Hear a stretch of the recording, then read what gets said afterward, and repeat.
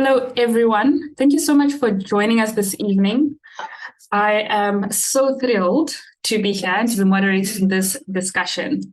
I am just going to share my screen so we can see who's with us here today.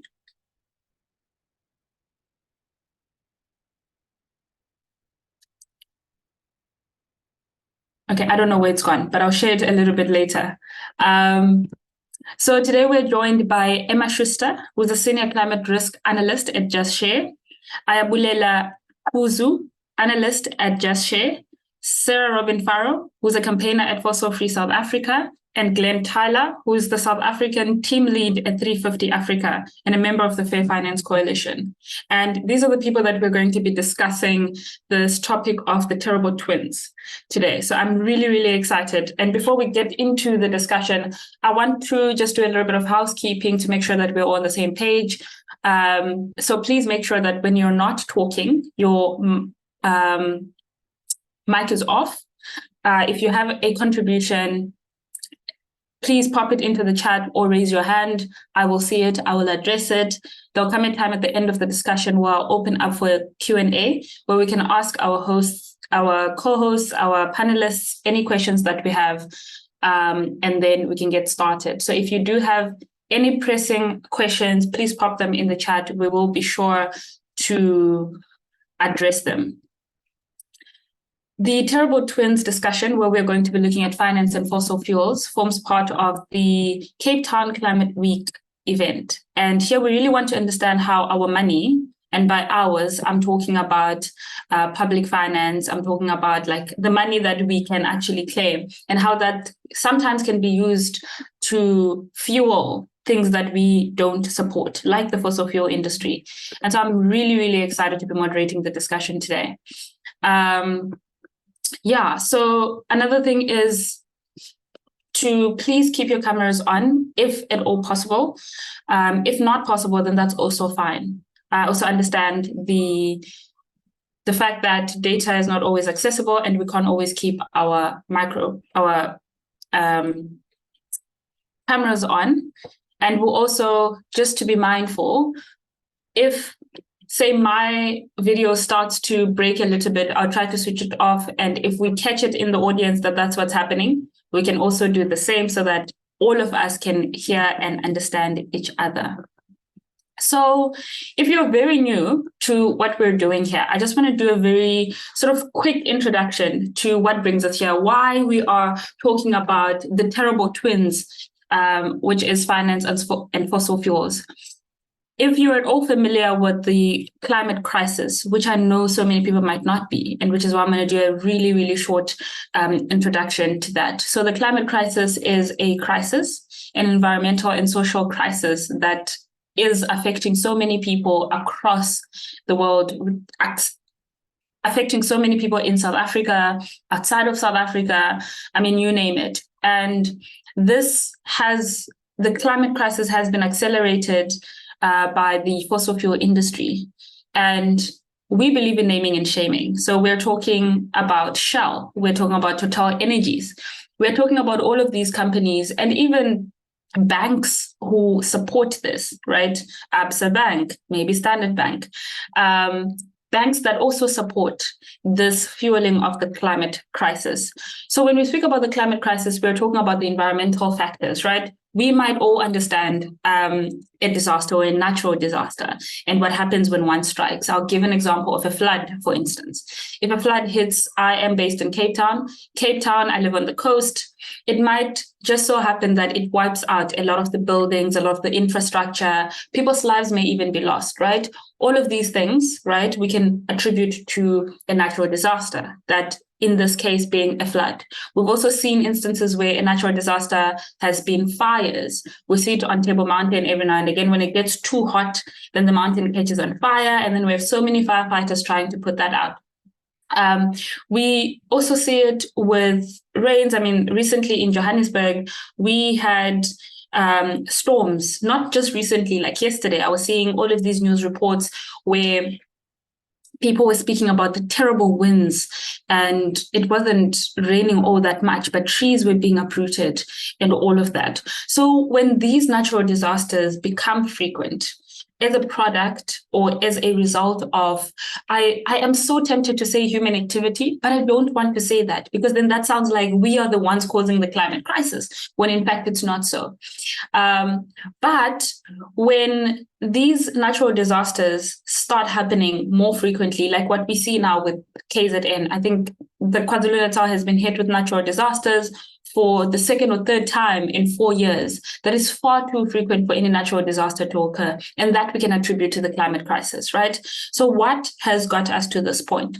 The fact that since about 50, 60 years ago, maybe even 100 years ago, we started burning fossil fuels at a rate that is unimaginable, at a rate that no other humans in history had ever managed to do. And this is because, in part, of the Industrial Revolution. So when that started to happen, it meant that our Earth started warming up faster than it naturally should be, right? Which means that the temperatures or the natural cycle is then being disrupted by this.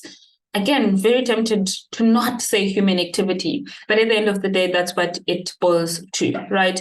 And this human activity is, I almost want to say, sponsored by the fossil fuel industry, right? With all of the combustion vehicles that are on the road and the mining, the destruction to the environment that's happening, all of these things mixed together. And when we look at it, we then see this socio-environmental crisis, the climate crisis that we are dealing with at the moment.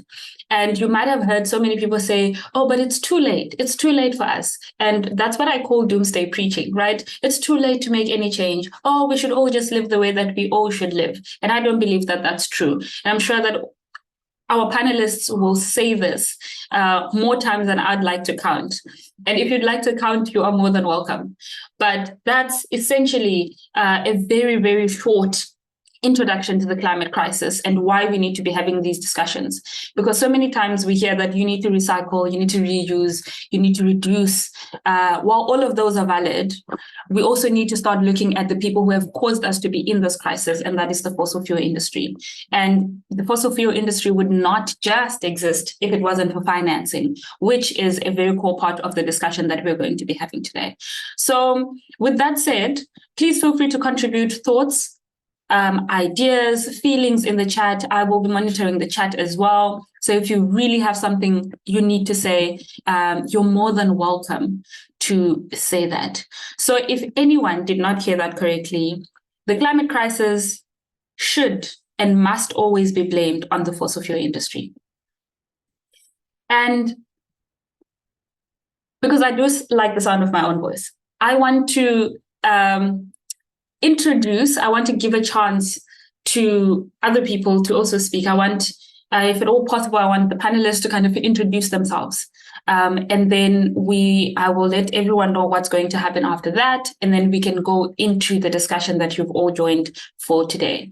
So, Ayabulela, can I start with you? Could you please introduce yourself to the group? So who you are, what you do, why you do the stuff that you do, and how your organization tackles the issue. Thank you very much, Michelle, for that very extensive introduction of the climate crisis and why it's actually important for us to actually tackle the climate crisis and the players who are behind this whole crisis that we're currently in now. So yes, my name is Ayabulela Quzu. I'm an analyst at Just Share. I do this work because I do it for my family. I'm doing it for my kids one day. I don't have kids yet, but I'm doing it for my kids one day so that when they're born, they're born in a better world. So yeah, that's what I wake up and think about every day, and the importance of actually doing this kind of work. So at Just Share, we usually, but Emma's gonna give the more extensive introduction that of what Just Share does. At Just Share, we basically tackle the actual financiers themselves, so mostly focusing on the banks and the asset managers and the actual fossil fuel companies as well. So yeah, we'll have more explanation on those. Yeah, Emma's gonna give more explanation on those. Thank you very much. Oh, thanks, Ayabulela. I will then pass to Emma. Sorry, Aya put you on the spotlight. No problem. That's you've got two of us, so from the organization, so we are splitting up the duties.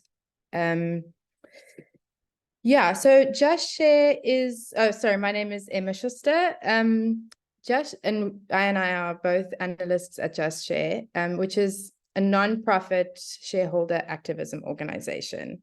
I'm going to use some terms, but I will explain all of them in a little bit. But as an organization, we believe that responsible investment, like true responsible investment, is necessary to create a just, inclusive, and a sustainable economy. So basically, we do this work because we kind of recognize that the corporate and the financial sector have this huge and very important impact on society. And by society, we mean, you know, human and the environment and the interconnection between the two. And that it's taken too long and it's sort of been left out of the conversation. It's taken too long to acknowledge and to actually account for the power of the finance sector. So Michelle has spoken about like that it's the fossil fuel fault that we're in this crisis, and that's 100% true. But the fossil fuel industry doesn't exist without the finance industry that holds it up. So yeah, there just hasn't been a reckoning of this massive power of the finance sector, either through government regulations or controls, or even from kind of a broader societal perspective.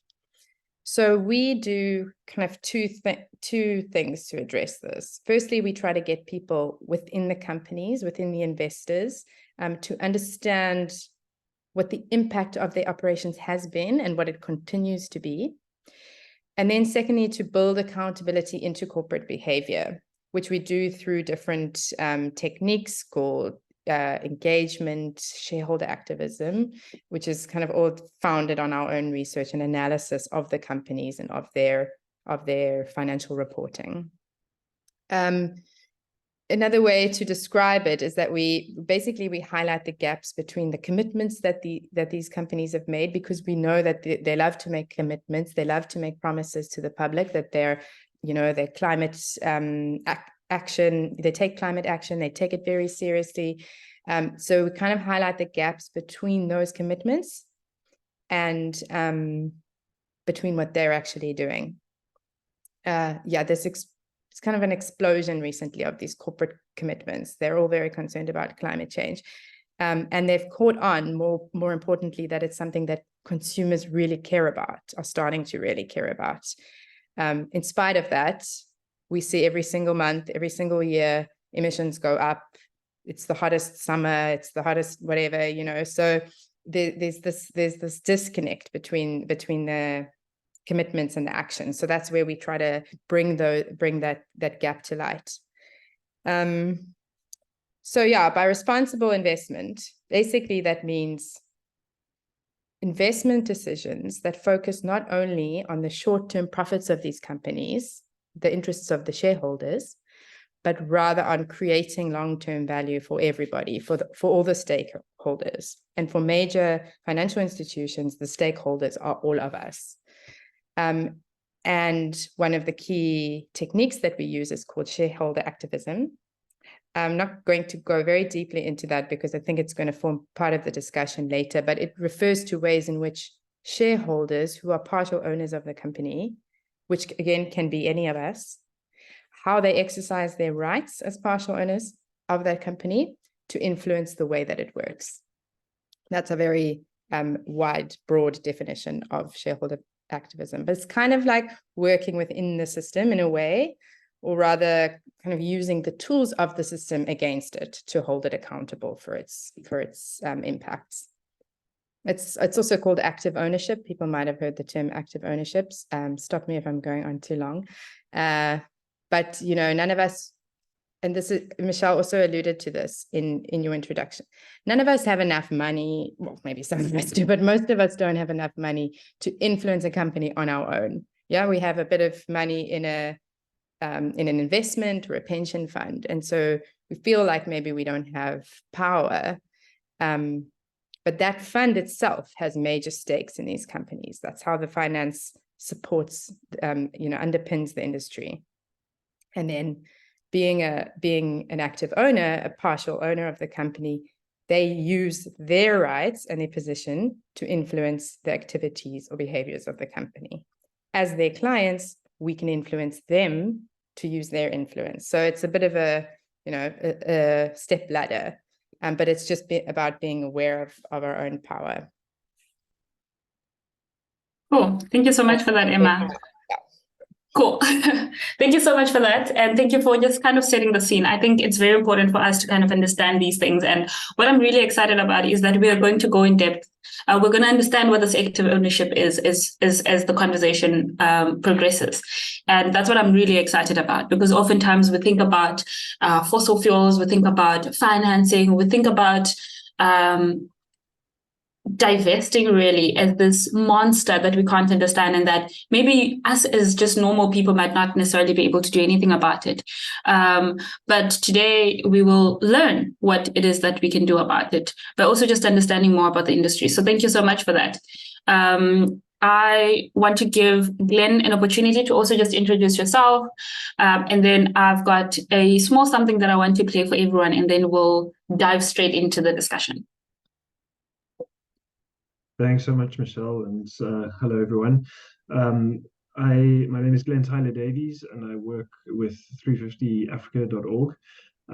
We, as 350, support people to take action on climate change, and we do that in a number of ways. And what is maybe relevant to this conversation, have done globally a lot of work around divestment. So trying to get institutions to take their money out of fossil fuel companies, the opposite of investment.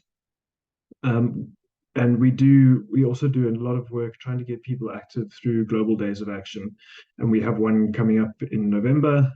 It's called Power Up, and the website is globalpowerup.org. So if you're interested in getting involved in that, we'd love you to join us for that. 350 is a member of the Fair Finance Coalition in Southern Africa. And it's a coalition with 7 members: Justice Ambiental, the African Climate Reality Project, Oxfam South Africa, Earthlife Africa, the Center for Applied Legal Studies at Wits University, and the Center for Environmental Rights. And we focus, as Fair Finance, we're part of a network of coalitions around the world, who focus primarily on private funding, but in Southern Africa, we focus particularly on public finance, and that's what I'm hoping to bring to the conversation this evening, is a focus around public or development financial institutions. And we really try and show how these institutions are very key in the funding of fossil fuels, or the funding of the opposite, the transition to renewable energy. And we do that in a number of ways. And I think as the conversation progresses, I can talk more about how we do that in the particular projects and pieces of work we have, which will hopefully make it a bit clearer, the work that we try and do. Maybe just to give a sense of what a public or finance institution or development finance institution is. These are often these are state-owned institutions, and in South Africa we might be familiar with organizations like the Development Bank of Southern Africa, the Industrial Development Corporation, and even the Public Investment Corporation are some of the more prominent examples.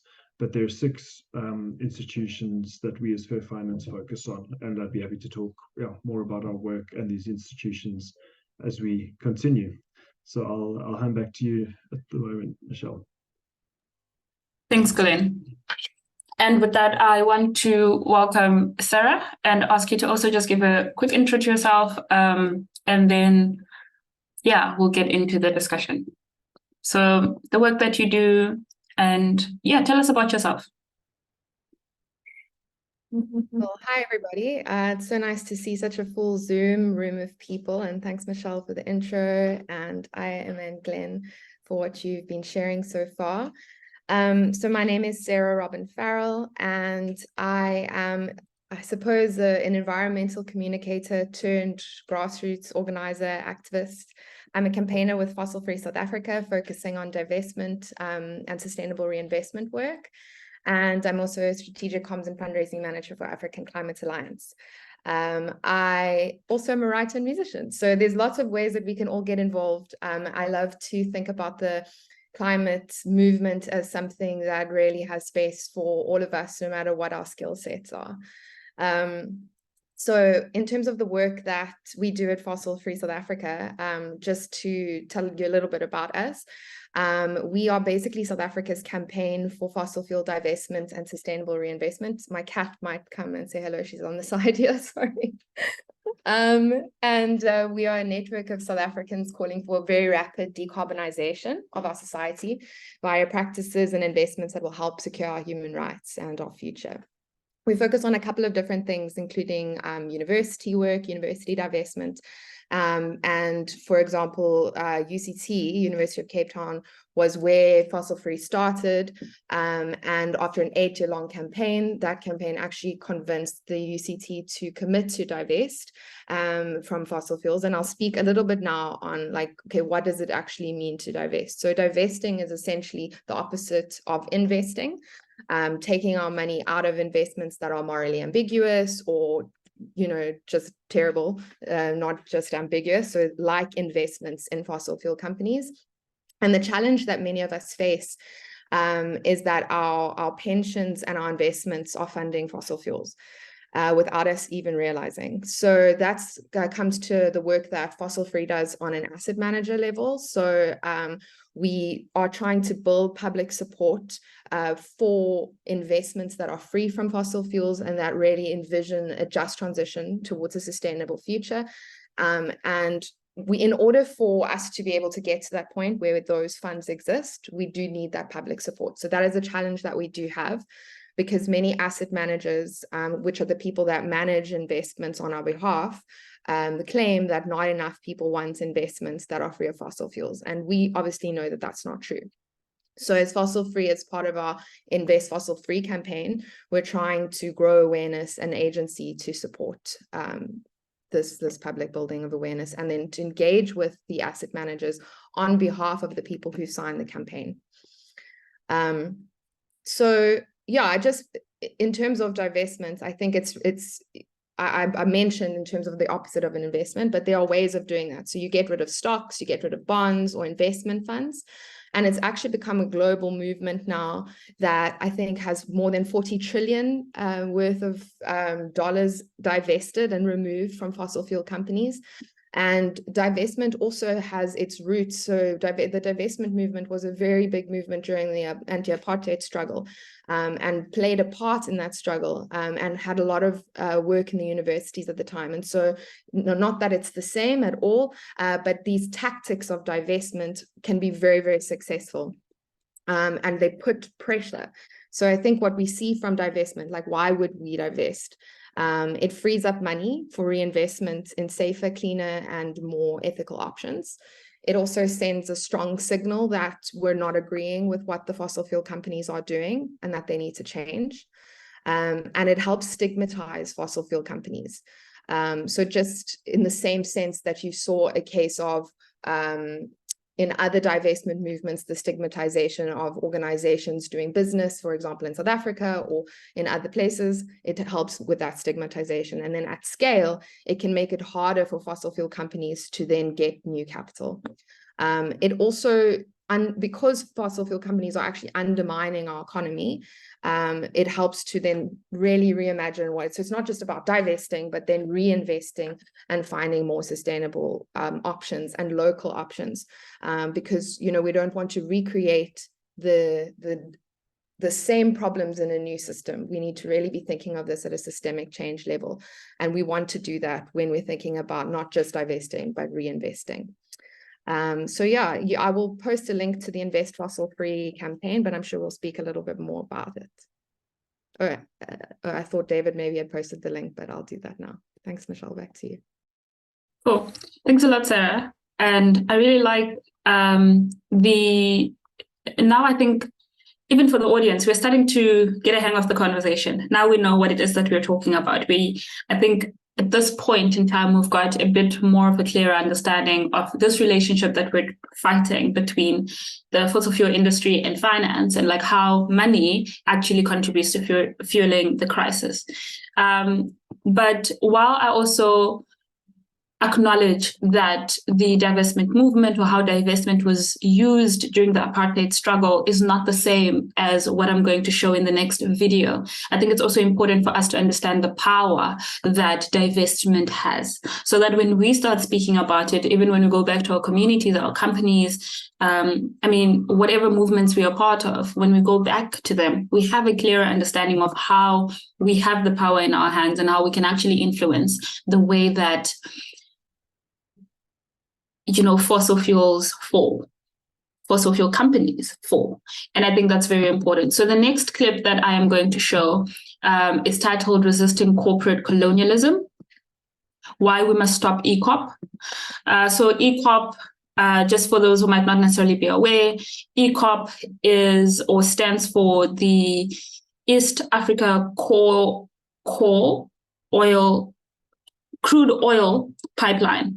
And it's this, as you can hear in the name, it's this fossil fuel project that a lot of activist organizations are trying to stop, because it obviously goes against what not only the science is telling us, but what, as we heard through the various sharings of our panelists, this moral obligation that we have, not only to society, but to the world, to the earth, to the environment. And so that's what the Stop ECOP campaign is about. It stops this East Africa crude oil pipeline, or is at least attempting to do that. And I don't want to go too much into it because the video is up next. So then I will just play it. And if anything comes up for you, please feel free to use the chat. And then we're going to start with our discussion. Our survival is at risk because of the prospects of oil production in Uganda. Beneath the scenic shorelines of Lake Albert, under the water and the lagoons, there are riches. Enough oil to dramatically change the fortune of Uganda. In full production, around 150,000 barrels of oil a day will be pumped out of this area. It's all about money. They are putting the profits over people.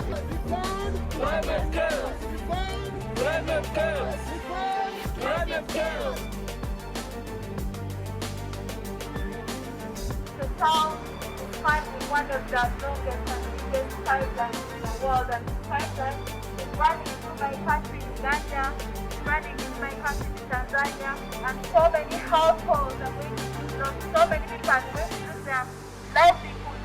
This is a danger to us.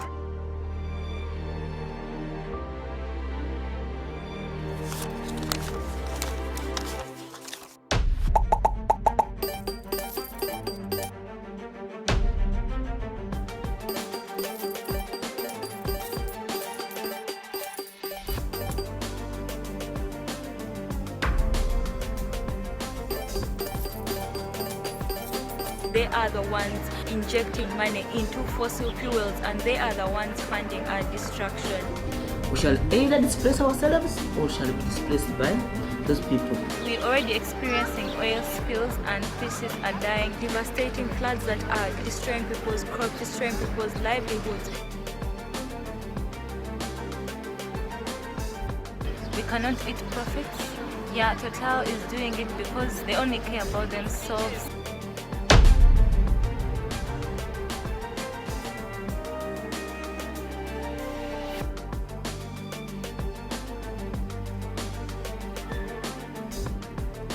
We ask Total to stop funding these fossil fuel projects. They can't fund geothermal, they can't fund solar power if they really care about the future of our people.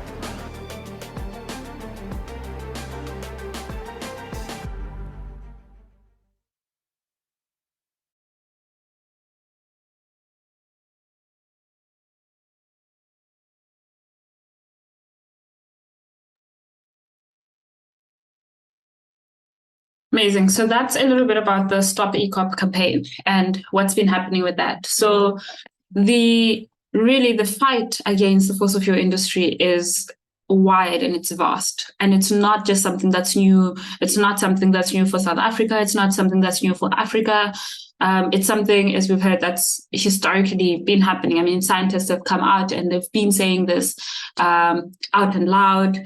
And even recently, we've had more glaring evidence from scientists saying that we need to turn things around. We need to divest. We need to stop investing in fossil fuels. And that's just how we're going to get to this just world that we heard about earlier. So, yeah, this is very, very.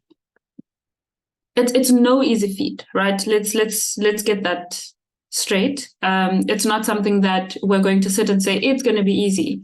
These are really, really big movements. These are big changes that we're calling for. And unfortunately, we're also up against really big industries who just at the moment are not willing to give in. In fact, they've started to introduce greenwashing as a tactic, where I heard a little bit about the carbon footprint, where, you know, the regular person is blamed for simply existing and also accessing these things that either make life easier or just as a part of their life, right? I'll give an example. How I travel to work is either by public transport, which unfortunately, you know, in South Africa, we get our fuel from fossil fuels, or I'll use Uber. That's just an easy way that I find to get around. But with these companies, then they say, well, audit your carbon footprint because you're the problem. Change something. Cycle around the city. I have to cycle like 40 kilometers. So, I mean, this is just to say that these are some tactics that have started being employed to blame the person so that you feel like you are too small and that you cannot go up against this big industry. So without speaking far too much, I want to invite Ayabulela. And then this is essentially the start of our discussion now. We're getting into that discussion. So if you have questions, if anything comes up for you, ready your keyboards and pop it in the chat. Aya, could you please speak to us about how the finance connects with the fossil fuel industry, and yeah, just kind of setting the scene for our discussion. Thank you very much, Michelle. I think after our very extensive introductions of our panelists, it would be just nice to just show a picture of how everything looked in very simplistic form.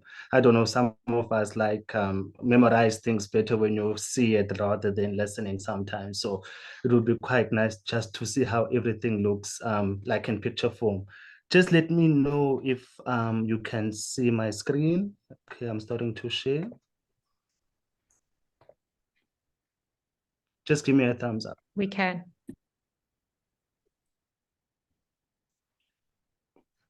Okay, perfect. So fossil fuel companies have two main options for raising capital, essentially.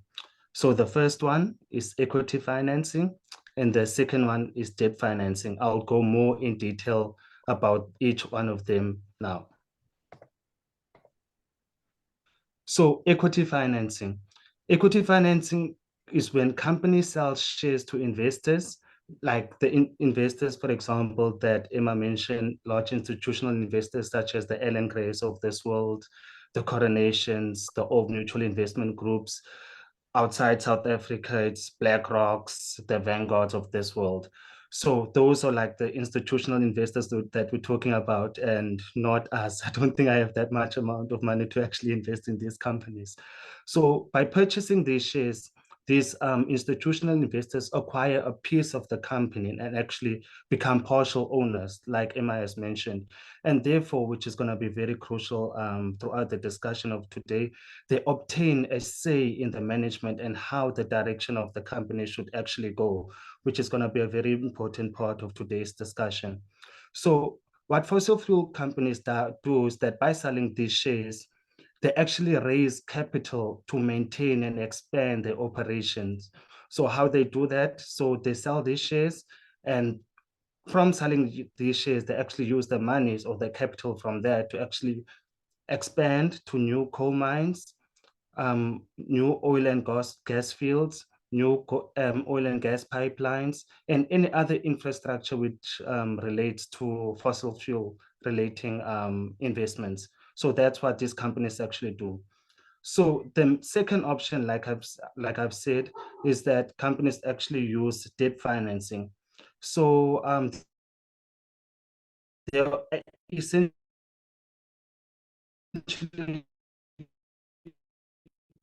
types of debt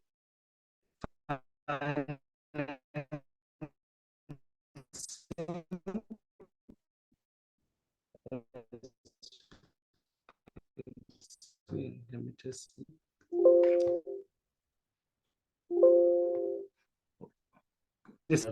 Can you see my screen? Yes, we can. But we Can you see my lost screen, you. Michelle? Yes, we can see your screen. We lost you briefly there.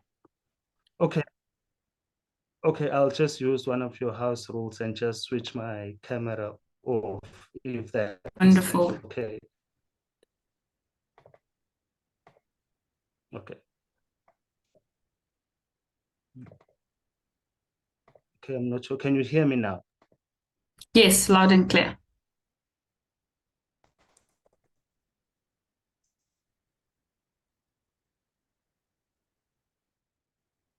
Can you hear us, Aya? Okay. So like I've said, the second type of financing is actually debt financing.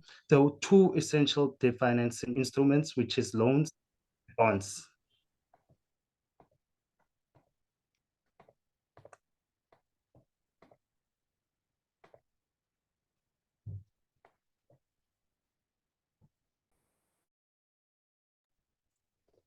Can you hear me, Michelle? Yes, we can. Oh, okay. So when it comes to loans, is that these financial institutions such as banks and development finance institutions actually lend money to these fossil fuel companies. In return, they actually get repayments in interest rate. So the importance of that, we are really the ones that have we clients. Actually, we have a reductions of this banning in. So yeah, that's just the introduction of how the financing and debt financing. I'm very sorry for the bandwidth; it's quite bad. Hopefully, everybody got that. So we really struggled with hearing about debt financing. You were cutting out a bit, but I'm sure that we've all kind of switched off our videos, so that can be better. Could you please just go over the debt financing for us, please?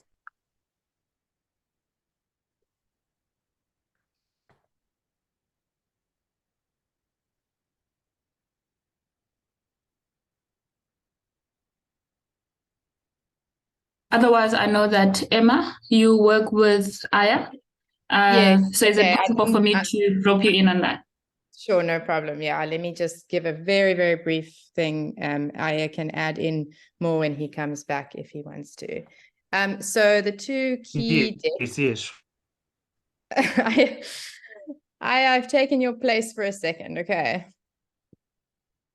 The two key debt instruments are loans and bonds.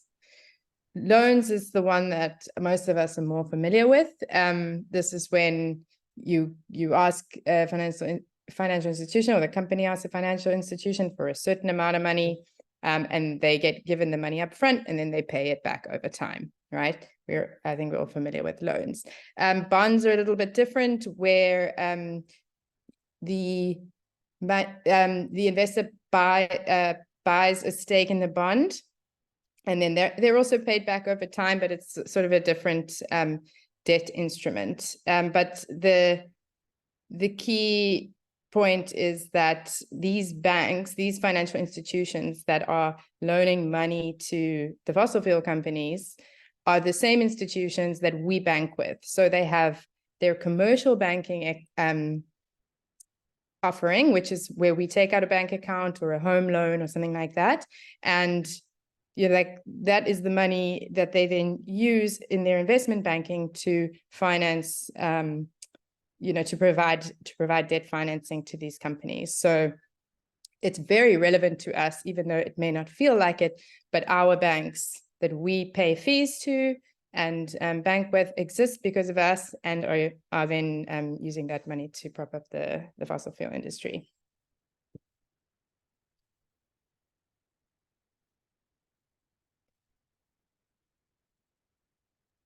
Great. Michelle, yeah. Thank you. Thank you so much for that, Emma. And thank you to Aya as well. Really, really thank you for making us understand how that works. So now kind of moving into understanding the role of private investments in funding fossil fuel expansion, I want to come to Glenn. How significant is private investments, or are private investments in funding the fossil fuel expansion?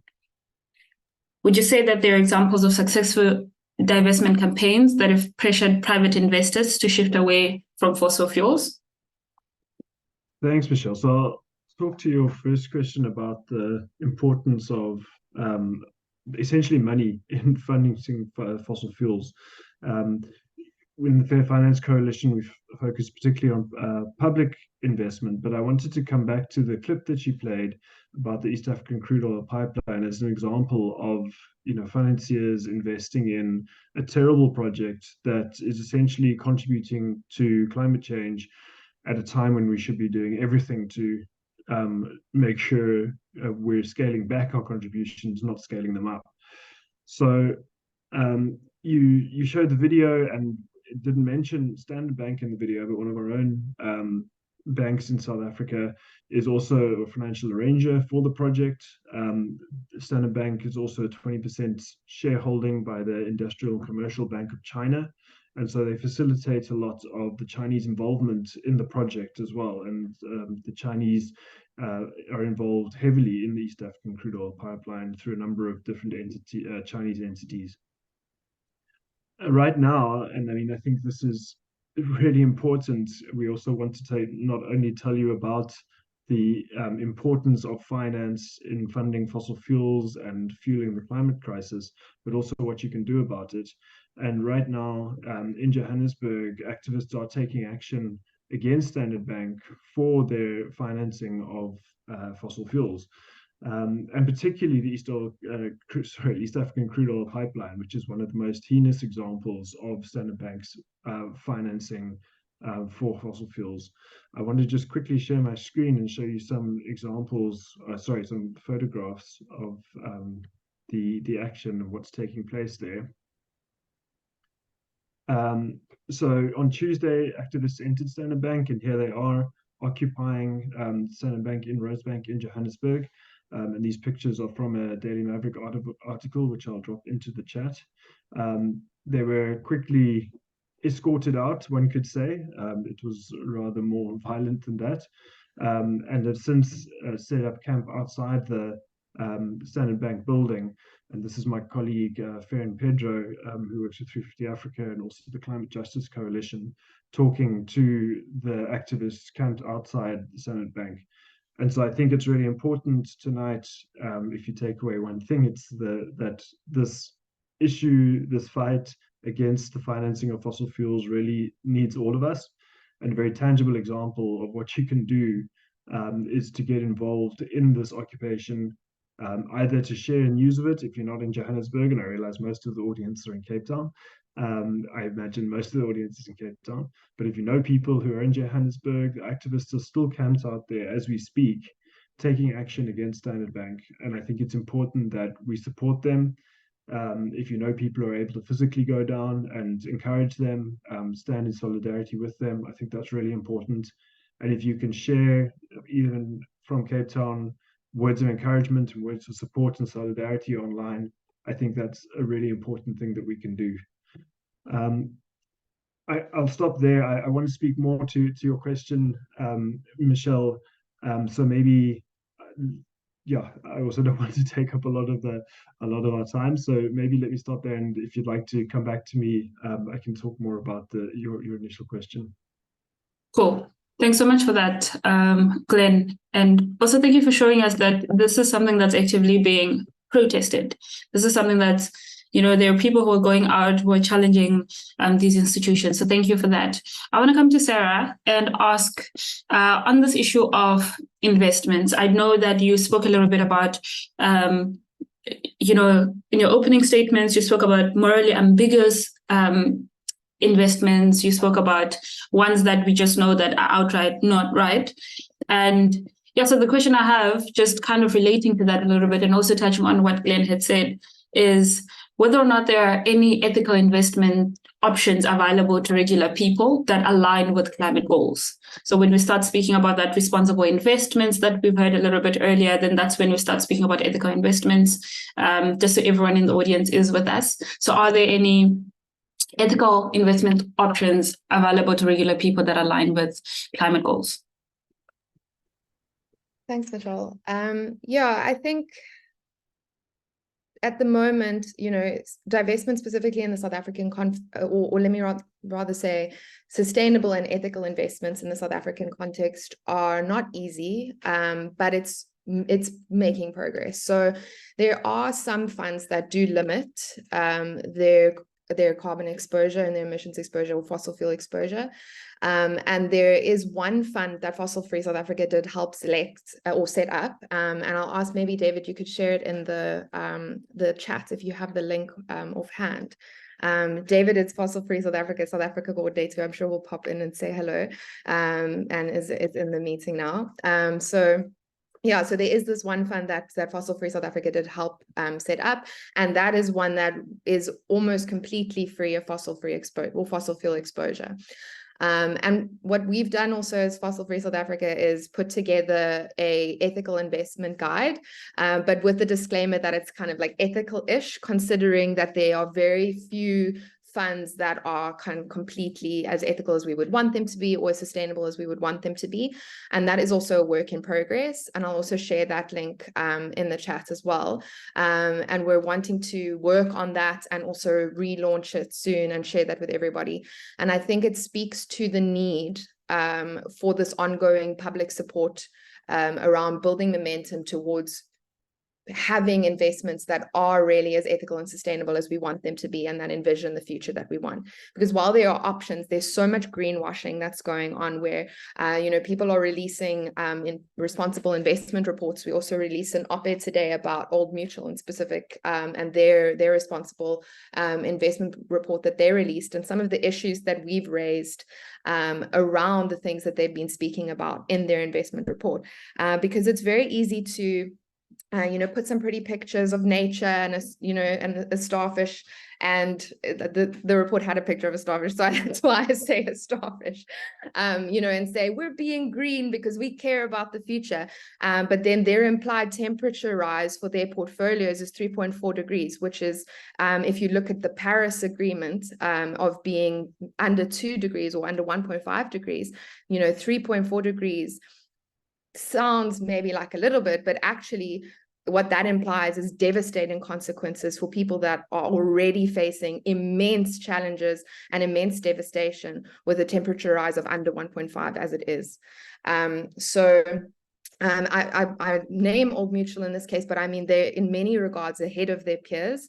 And so we're really in need of the deepest green investment. So there are options that are available.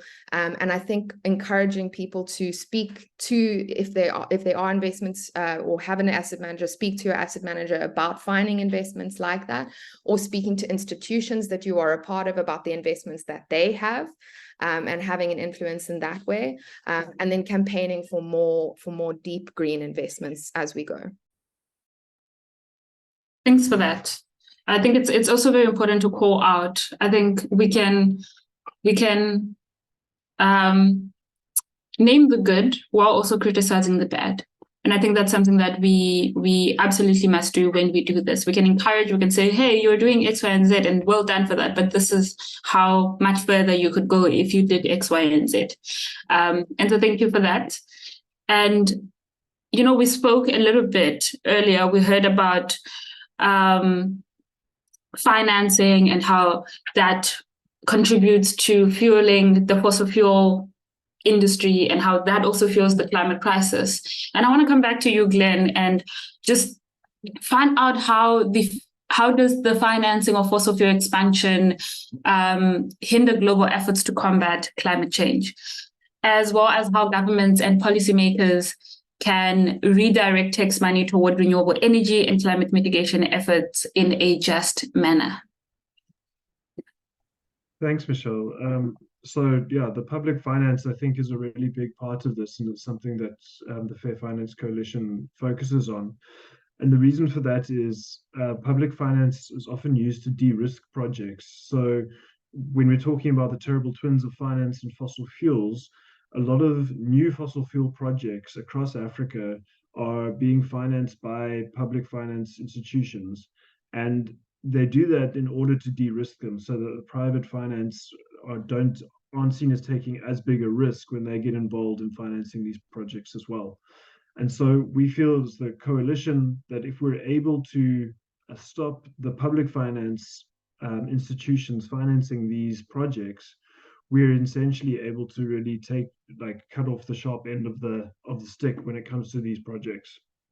So our work really aims to show that the public money that is being used, and this isn't always sort of our tax money, but these are public finance institutions, and they are spending money, they're investing money with a mandate from the public. So their stakeholders are often government ministers, and we elect our government, right? So they should be responsible to us, and we should be able to hold them to account for the types of projects that they are financing. Unfortunately, these institutions are often very murky and sort of not very much in the public light. So we don't know, I don't think people know a lot about them. And we've certainly found, as people actually working on this issue, that it's incredibly hard to understand exactly what these organizations are funding. So the way that we work and how we try and make this funding more transparent and try and shift the curve from funding of fossil fuels to a just transition and renewable energy is through looking at the policies of these financial institutions. And the Fair Finance Coalition runs a policy assessment. If we've done so we've done it twice now, we've done it every 2 years. And we try to show in that how these policies are progressing, and essentially to try and create a race to the top between these institutions to have the best policies around transparency, around not funding fossil fuels and funding renewable energy. And all of that information is available on our website, and I'll drop the website into the chat if people want to read more about it. We also then look at case studies, and these are case studies showing exactly what you're talking about, where finance is enabling fossil fuel exploration and the exploitation of fossil fuels across Africa and across the globe. The case studies really show whether these policies are actually being implemented and being adhered to. And they really show the sort of the rubber hitting the road. The finance, I think, can be seen to be a very exclusive sort of topic, and this really shows what it does to people, what it does to the planet, and how these financial institutions and the decisions they make have impacts on people and on our climate, as we're talking about tonight.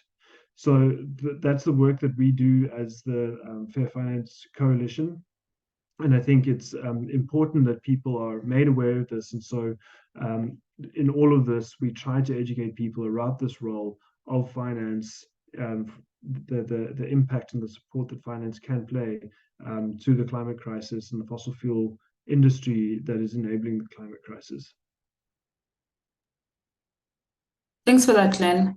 I think it also really just helps to paint the picture so that we fully understand what we're up against. When we say public finance, we're not talking just about the tax money, we're also talking about public finance institutions. And I think one of those is the African Development Bank. And I don't want to get into that now, but yeah, just it's very important for us to understand when we say public finance, who it is we're talking about, so that we know the actions that we can take and how we can advocate. And in the spirit of understanding how ordinary people can take action, I want to come back to Aya and find out how effective shareholder activism is in pushing banks and financial institutions to change their fossil fuel financing practices. Thank you very much, Michelle. Can you guys hear me now? Yes, we can, loud and clear. The very short answer is it has been very effective. If I could just use an example, 4 years ago in 2019, none of the banks or none of the big 5 commercial banks in South Africa, which is FirstRand, Nedbank, Absa, Standard Bank, and Investec, had a policy on phasing out fossil fuels. None of them. Today, 2023, all of them have policies on how they're planning on phasing out fossil fuels. On how progressive those fossil fuel policies are, it's a different story. So what has helped us, in particularly at Just Share, has been strategies such as, I know Emma mentioned something such as we try to attack the system within or try to attack the system inside. So strategies such as shareholder filing, shareholder resolutions, whereby as Just Share, we co-file with other partner organizations or other shareholders of the fossil fuel company or the banks, sorry. We try to change, like we try to influence how they actually should operate when it comes to fossil fuels, phasing out fossil fuels. So I would say, there is some sense of winning when it comes to phasing out coal. I feel like we are getting there when it comes to phasing out coal. Maybe it's because coal in general, it's starting to lose momentum. But in terms of the banks, if I could just give you an example, in terms of the banks, all of them have, between last year and this year, all of them have actually decreased the investments when it comes to coal. 2 of the banks, I think it's Investec has actually updated its policy, saying that by 2023 they're going to have 0 thermal coal exposure, which is a very big thing.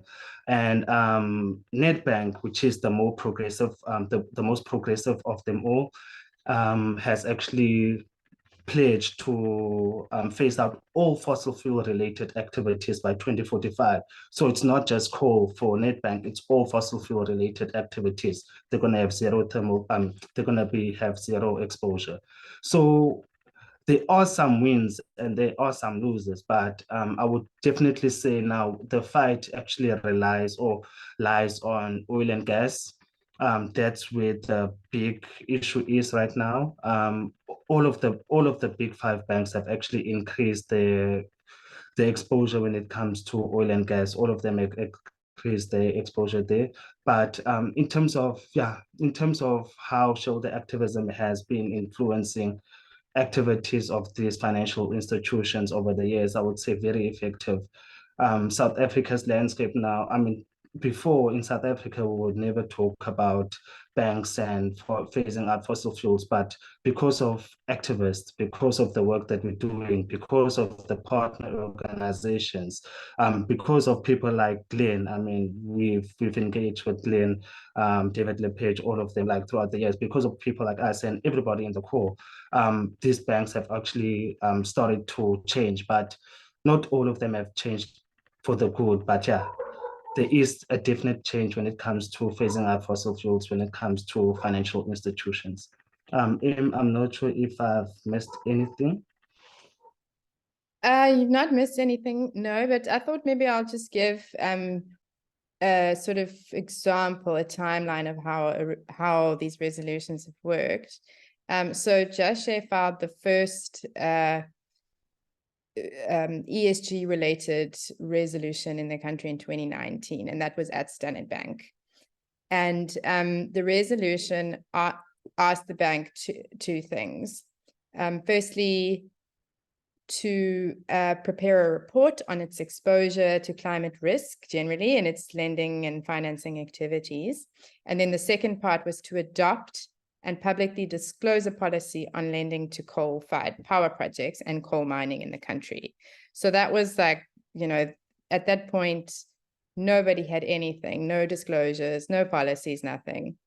And the resolution, both parts of the resolution passed. For one thing, we think that everybody was taken a bit by surprise. It being the first one, the bank had sort of allowed it to go through to a vote without really thinking about it. And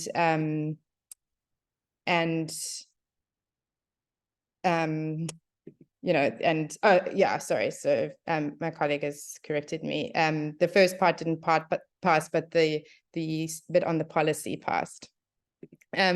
So it was a bit of a shock for everybody, and the bank then realized that having passed by a majority of its shareholders, it was now obliged to actually do something, and which it subsequently did. It complied and it came up with a policy.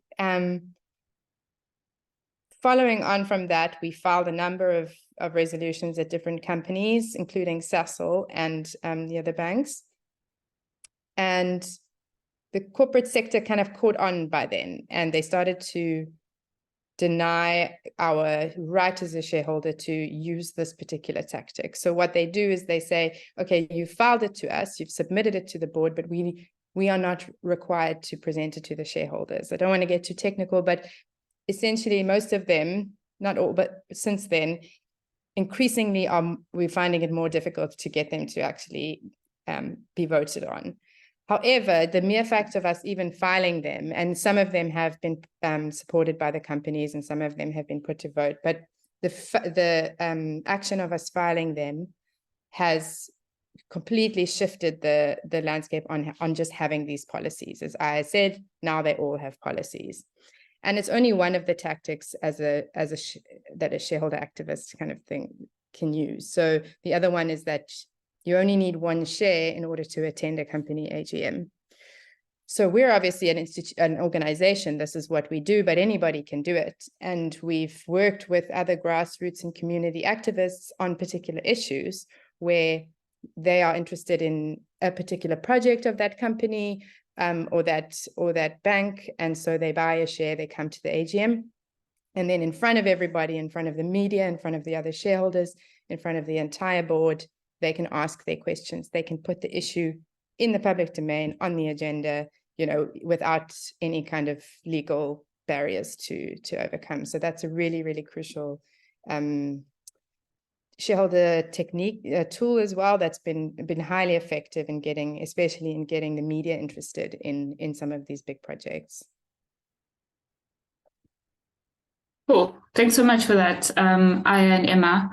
And I think just before I comment too much on this, I saw there's a comment or rather a request that was put. Now we understand what divestment is. We've heard it's the opposite of investment, and we heard a bit more of a technical definition of what divestment was. We now properly understand what shareholder activism is. And so the question here, and I'm going to pass it on to Sarah, it's around divestment versus shareholder activism. or shareholder affected change? Which approach is used in what context? That's Ram asking the question. Thanks. Yeah, I think, I mean, Emma, I think has spoken a lot now to some of these instances of shareholder activism. And I think that both the shareholder activism and engagement, as well as divestment, are kind of two parts of a similar puzzle, and they're both important parts of the puzzle. And I think that especially when it comes to investments, often asset managers will say, well, we are increasing our engagement with fossil fuel companies, and therefore we've ticked the box and we've done what we need to do in order to make our way to our climate commitments.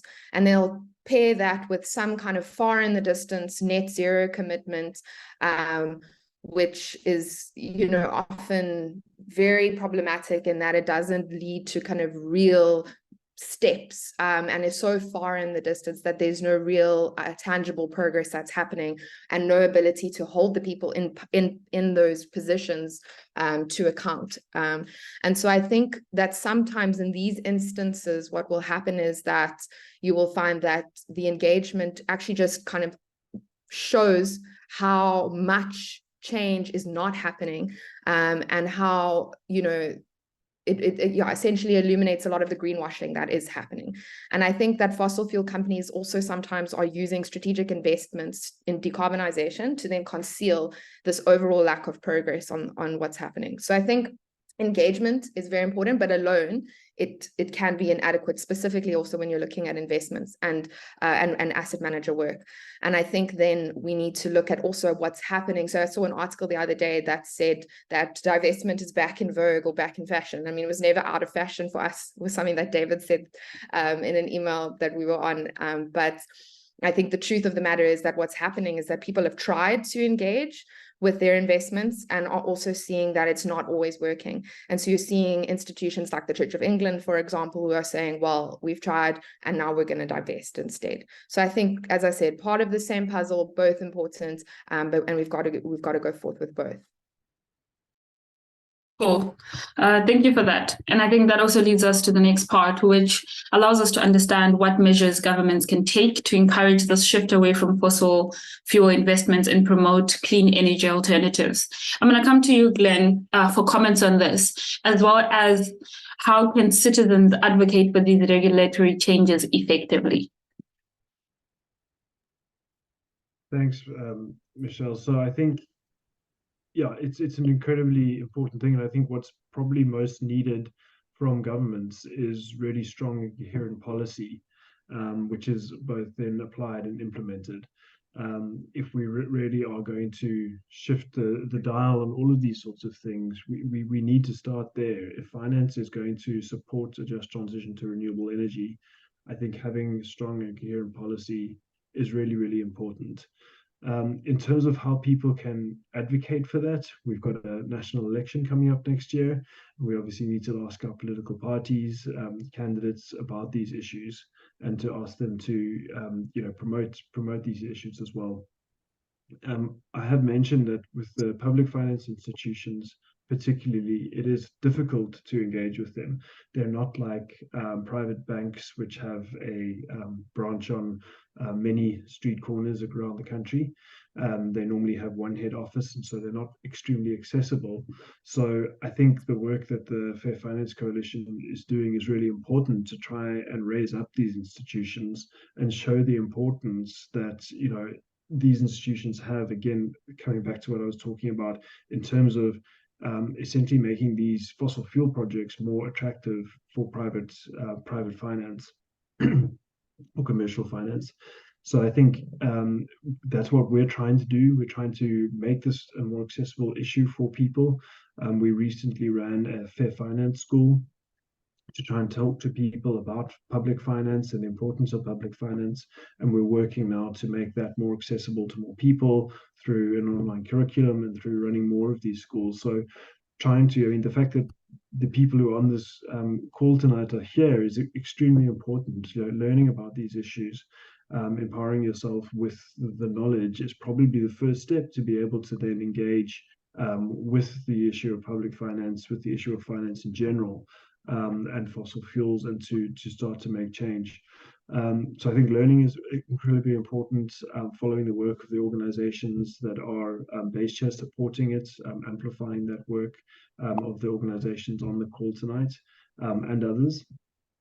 And then, trying to get more transparency and more information from these organizations. And I think, don't underestimate the power of contacting people who have the power here, whether it's a private bank in South Africa, whether it's a public finance institution, or whether it's a politician. I think people getting in touch with them, hearing from ordinary people, is incredibly powerful, because they don't often hear it. I mean, we've heard on the call tonight how asset managers say, oh, there's no interest in fossil-free finance.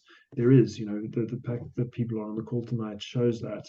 And I think if we can raise our voices to these institutions, that has an incredibly powerful effect.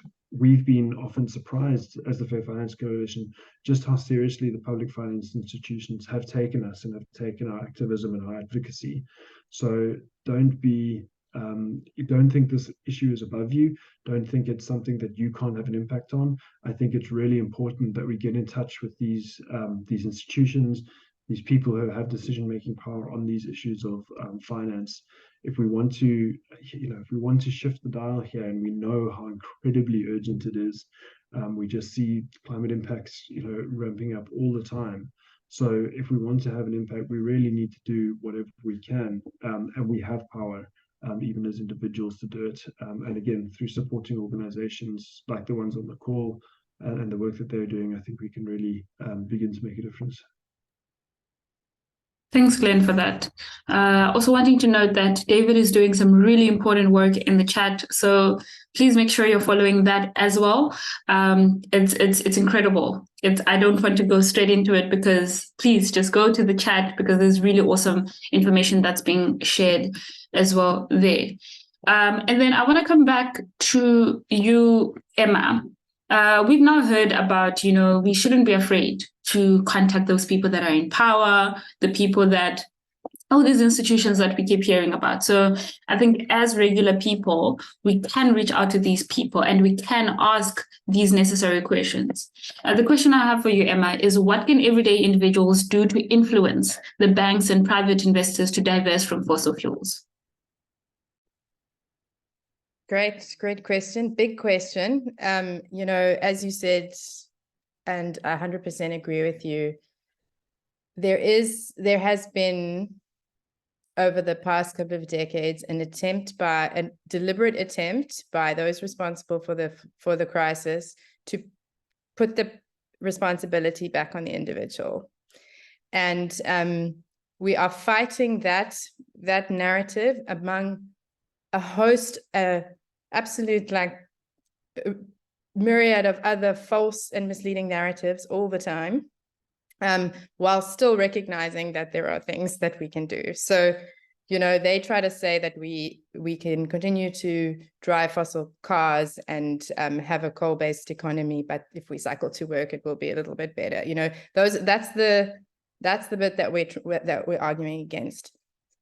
I think where the biggest power as an individual lies is, it's important to make the changes in your life, of course, do that. But where our real power is together, influencing the companies by letting them know what we will and won't accept anymore.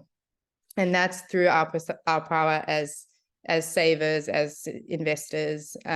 So as Glenn said, in relation to the public finance, it's exactly the same with the private. They care very much about their reputation.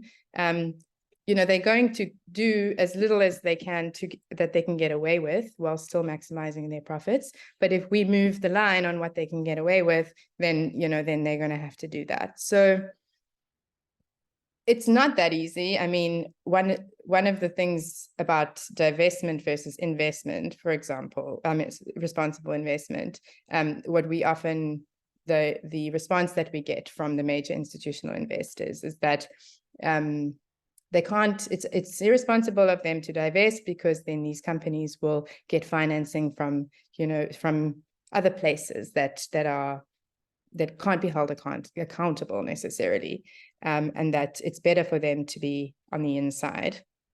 To which, we always say, well, that's fine, but then you have to show us exactly what you're doing. And this is something that as individuals, we can ask our own financial institutions, what is it that you're doing? What is the proof that your engagement is working? And then, the ultimate thing is that if there needs to be escalation of that engagement, so you can have a backroom conversation, which is what the corporate South Africa loves to do. But what next, So yeah, I guess my point is that we're not in those, as individuals, we're not in those rooms, but we can put the pressure on the institutions that are in those rooms by asking them, writing letters, joining protests, and standing up in whatever way. I mean, this is just something which I think desperately needs to be done, which is in the public media, social media, countering false narratives that are just completely rife. There's most of our banks like to say that they can't reduce their exposure to fossil fuels. The difficulty that they're having with this transition is a balancing of the need for South Africa's development against climate change, as if these two things are opposite, pulling them in opposite directions, when in fact, the just transition is exactly about bringing those things together, about developing in a way that is inclusive and sustainable, and tries to address some of the historical legacies of inequality and extractivism of the previous 100 years. So, like those kind of narratives, they present it as if it's just rational fact, and it's not. And that's one thing that we can really do, is let them know that we know that they're greenwashing, that they're talking nonsense. Thanks for that, Emma. I really, really thank you for sharing that. And I think it's very important for us to know, again, like I always come back to this importance to know what exactly we're up against, so that we know how we can address it and how we can tackle it. And we also know that, and I think I started by speaking about the science, and what the science is proving is essentially that if we begin with a just transition today, it means that all of those issues you're just speaking about that need to be addressed, that argument that a lot of these fossil fuel companies, a lot of the banks have, if we start moving toward a just and greener future, it means that we also, and that's also if we do it intentionally, we start to address all of those issues that already exist, right? And so I really like what you said, that it's not two sides of different coins even. This is something that we need to make sure that not only the public, but everyone who engages with the work that we do and the work that we're trying to influence understands that it's at this point, it's just pure irresponsible, and it's stubbornness to continue going back to fossil fuels. And with that, I want to come back to Sarah and then maybe Glenn with this question. And I'll start with you, Sarah, around what role grassroots movements and local communities can play in pressuring financial institutions to engage in finance campaigning or social or shareholder activism or divestment from fossil fuels. Can you share some examples of successful community-driven initiatives? Sure. I think, for example, the occupation that Glenn mentioned earlier, that's happening at Standard Bank, I think is a very good example, straight off the cuff. I think that what I'm seeing in general within the grassroots activism space is an increased discussion around the finance flows within the climate space or within the fossil fuel space. So I'm seeing a lot more like slogans, for example, when I'm looking at protests that are happening around the world, people are saying, stop the money pipeline, stop funding fossil fuels. So I think that messaging is also coming in to the climate movement more and more as there's an increased understanding. And I think that is another, just to bring, attention to the challenge of financial literacy and climate financial literacy. There's layers of that. And I just think of even myself coming into the space, and I feel like I still have so much to learn around that.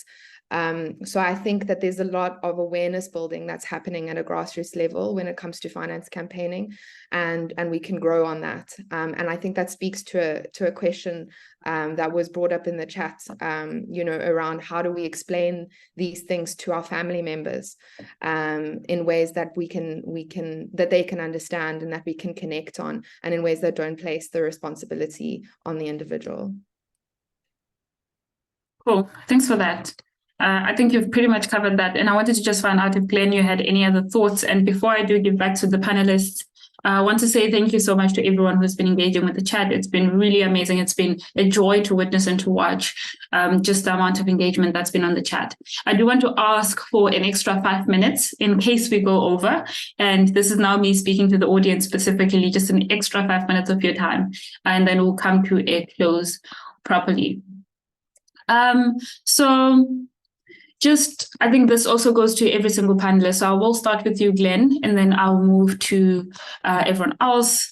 And now I just really want to understand, right? So if you could summarize everything that you've shared with us in about 2 minutes, so that when I leave here, I go, oh, I took this away from the webinar, as well as final thoughts. How can we use finance, right? From an individual level to an institutional level to a governmental level as well. How can we use finance to ensure a just transition for workers and communities affected by the shift away from fossil fuels? Start with you, Glenn. Thanks, Michelle. And just to your last question around, successes and what's actually happening, a lot of the public finance successes happen behind the scenes, but in relation to ECOP particularly that we've been talking about tonight, on the website I shared in the chat, the Stop ECOP Coalition, there you can see a number of financial institutions who have said they won't finance the East African crude oil pipeline, and that's down to people's pressure and the type of pressure that we've been talking about today. So I think, there are good examples of why this is important and why people taking action is important. In terms of why this issue in finance is so important for a just transition, the transition is happening anyway. Unfortunately, it's happening in a very sort of unjust way at the moment. And I think if we're to make sure that these financial institutions stop funding fossil fuels and start funding the solutions that we want, start funding renewable energy and people's power, then we really need to make sure that we're applying pressure on them and we're influencing them to change their policies so that they will actually finance the transition that we want. Because I think left to their own devices, things will not happen the way we want them to happen. Yes, there might be renewable energy, but I think we need to go beyond, merely saying no more fossil fuels. We also need to look at how the renewable energy they are financing is being rolled out. So it's a really big question, and because of that, we can't. It has to be something we engage in an ongoing basis, and I think we've got a lot of good examples of how to do that tonight. So I think my takeaway for people is to really keep learning about this issue, keep getting involved, keep supporting these organizations, and I think we will eventually make sure that we do stop the financing of fossil fuels. And that will only enable the financing of a just transition that doesn't leave people behind, as you mentioned. Thanks. Thanks for that. Emma, the same question to you as well. What are your final thoughts? How do you think we can use finance at all of the 3 levels, individual, institutional, and governmental, to ensure that a just transition for workers and communities happens in a way that is just? Yeah, it's a big question. I actually just want to just take a step back. We've discussed like quite a lot of the detail of what we do and what people can do.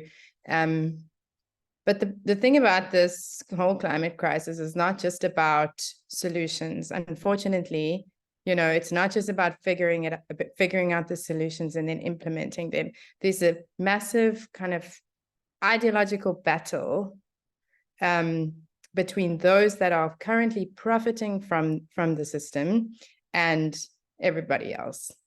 And our own Minister of Energy likes to paint all of us, the Green Lobby calls us, foreign funded, CIA funded NGOs as the enemy of the people, of the communities, the workers.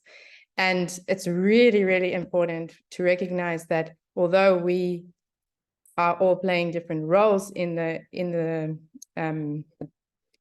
fight, in the transition, that we are on the same side, and that we recognize what the struggle is actually against in this case, which is, deeply embedded vested interests, and those that are struggling as hard as they can to hold on to their current grasp of money and power. So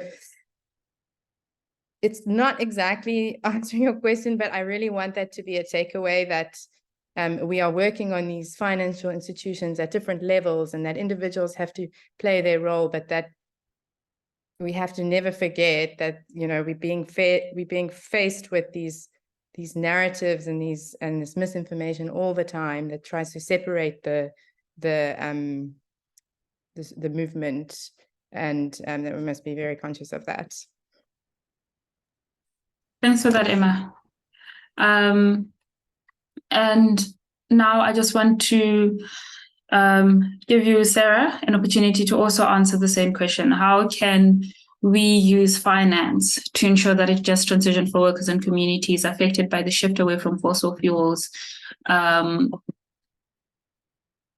can we use finance to make sure that does not become yet another cycle of what we're currently in, which is a very unjust society? Thanks. It is a really huge question, and I take stock of all the points that have been raised in terms of, especially around what Glenn was saying, in terms of ensuring that we're not having this narrative just of clean energy dirty energy to clean energy, and that we're really thinking about it at a systemic level. And I think often we make the mistake of simply thinking what we are against and not spending enough time in envisioning what it is that we exactly want and how we want it. And I think that is happening. So I'm not saying that it's not, but I think that we can invest more time and energy into imagining that, and then really thinking about how do we finance that. And what does that look like? And I think that this comment made in the chat in terms of from Sally saying that individuals are what make up corporations and what make up governments and organizations, and I think that's a really important point. And together as a collective, we can find also strategic moments where we can engage in finance campaigning at very different levels, whether it's looking at how we can comment on policy, whether it's grassroots mobilizations, whether it is our shareholder activism, whether it is building support publicly for discussions with asset managers. We all have the different aspects that we come from, and we can constantly just keep in mind the future that we really want, and hold that image true and make the steps to make it happen. Absolutely. Thank you so much for that, Sarah. And thank you for everyone who's shared thus far. I want to end off with Aya with the same question. Final thoughts and how we can use finance. If you have any additions to ensure that we can push for a just transition or a just future. Thank you very much, Michelle. I'm not sure if this is going to answer your question, but very difficult question, by the way. Someone once told me that if I can't explain the work that I'm doing to my grandparents, I'm not doing anything. I feel like we have to put some sense of education levels to what the transition or what the just transition entails.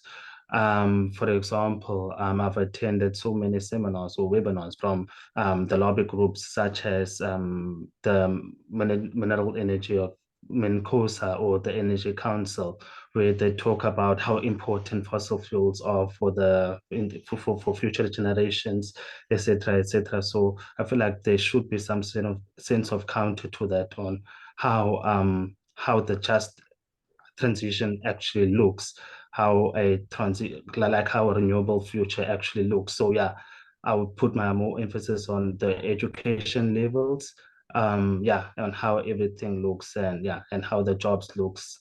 Thank you very much. Thanks for that.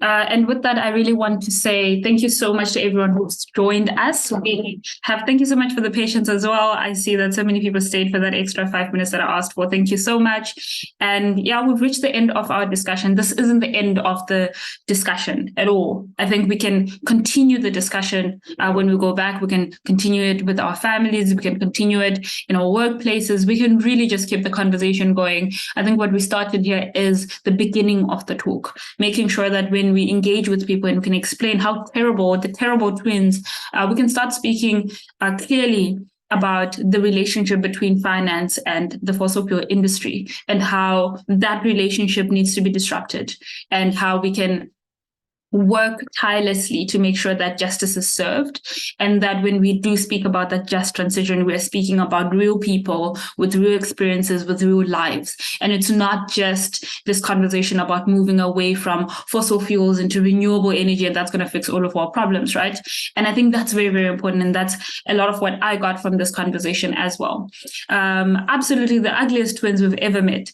But yes, thank you. Thank you so much all for joining. It was really an amazing conversation, and absolutely loved all of the engagement in the chat. So please carry the conversation going. I just want to draw attention to the Invest Fossil. I think David has been sharing a lot of really awesome campaigns that Fossil Free particularly has been getting involved with. That, I mean, it's in the name, right? Fossil Free South Africa, working to ensure that South Africa moves away from its dependence on fossil fuels. And please make sure that you check out those links. And if you miss them, we are going to be sending them out as an email so that you can get involved and make sure that nothing misses you. If you at all have the capacity and opportunity, please sign up to the Invest Fossil Free campaign, which asks asset managers and their clients to create more truly sustainable investments. We heard a lot about this conversation, what individuals can do. That's another thing that we can do. We can put pressure on our asset managers to create sustainable investment options for us. With that said, again, thank you so much to everyone who showed up. And thank you so much to the panelists. Thank you so much to the organizers. Thank you to Just Share. Thank you to the Fair Finance Coalition. Thank you to Fossil Free South Africa. Thank you to the African Climate Alliance for organizing such an amazing, amazing talk. With that, I would like to say, have a good evening, everyone, and don't be strangers. We will be sharing all of that, and please make sure to keep in contact. And a massive, massive thank you to David LePage, who's been an absolute star in the chat. Good evening, everyone, and have an amazing evening.